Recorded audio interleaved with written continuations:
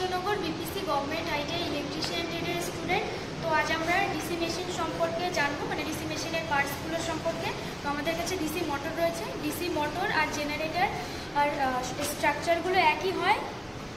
তো ডিসি মোটরের ক্ষেত্রে ম্যাগনেটিক ফিল্ড ক্রিয়েট করতে হয়, যার জন্য মিনিমাম দুটো পোল লাগে, যে একটা হচ্ছে এন পোল, একটা হচ্ছে এস পোল, এবং এর চারপাশে ফিল্ড কয়েল দিয়ে পেঁচানো থাকে।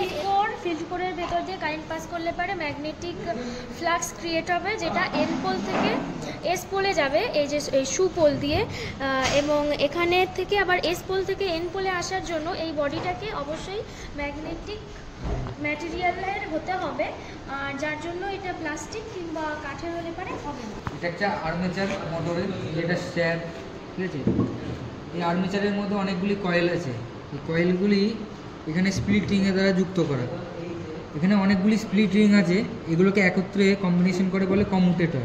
এবং ডিসি মোটর বা মেশিনের ক্ষেত্রে আমরা এই কমিউটেটর দেখতে পাই, এবং কমিউটেটর যেখানে দেখতে পাবো সেটাই ডিসি মেশিন।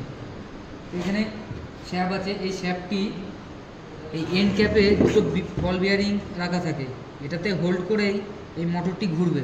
এবং এটা যদি ডিসি জেনারেটর হয় তাহলে এই কার্বন ব্রাশের সাহায্যে আমরা কি করব, সাপ্লাইটা নেব।